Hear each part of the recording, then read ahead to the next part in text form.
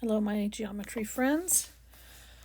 We're going to look at how you can best use GeoGebra, explore that as a digital way to get a compass and a straight edge and do digital constructions. So you're going to need your Chromebook, and you'll want to be logged into our Canvas classroom because that's where you're going to get your link to the GeoGebra applet, and where you're going to upload your finished work.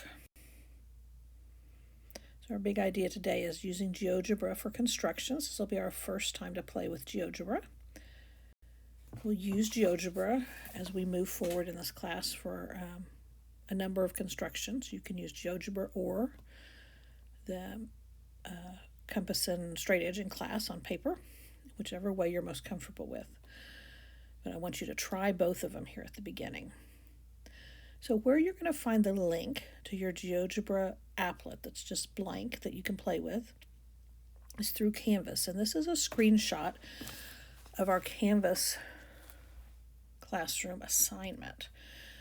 So it may not look exactly like this. This is one I've just set up for this video, but it'll be very similar. And you know in Canvas how to find the unit we're working on. And you'll go and as you move forward, you'll see the next video will be this video you're watching now, and then there'll be this matching assignment. This is compass and straight edge GeoGebra, and this link right here, you'll click it, and it's going to take you to this blank applet in GeoGebra. Now this generic blank applet, I have it set up to load with the grid. If you don't like the grid, I'm going to show you how to get rid of that. You're going to click right here on that spot, and it's going to give you these choices right here, this drop down, and if you click right there in the blank one, it's going to change it to blank. And then if you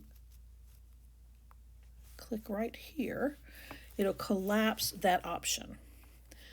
So you cannot break GeoGebra, you cannot break this applet. And your worst case scenario, if you just want to clear it all out, you could go back and just reload the link fresh. So don't be afraid to play with it and see what all the drop-down menus tell you. This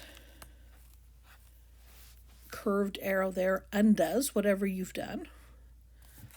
And if you undo too many things, then you go to the one that's the other direction, and it'll take you forward in the work you've done. So what you're going to want to do at a minimum is to click on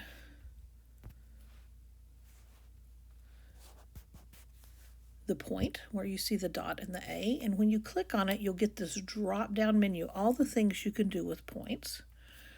This first one, let's see if I can highlight it, right there is the one we're most interested in today, but you'll also use this intersect one a lot as we go on, move into Algebra 2, you could come back to GeoGebra and use the roots to find roots. You can find complex numbers. There's lots of different things we can do with points, but we're mainly interested in this button right here today. We'll also look at this one right there. If you click on it, you get a drop-down menu with line, segment. We're going to draw some segments. You could do a segment if you needed a certain length of segment. Rays, vectors, we'll use vectors as we learn about transformations. But take a look at that drop down, and then I want you to go and look at the compass drop down. You can look at these others. If you are interested, go ahead and check them out. Lots of interesting things, but right now these three, the point, the lines and segments, and the compass are the ones we're going to use today. So there's three compass functions we're going to use. I'm going to ask that you, before you finish this assignment, this must do, you're going to use the circle with the center through the point, the circle with the center and radius, and then the general compass function. So I'm going to ask you to play. The best way to figure out how to use these functions is just to play, to click, and to work with them. And so I created these by using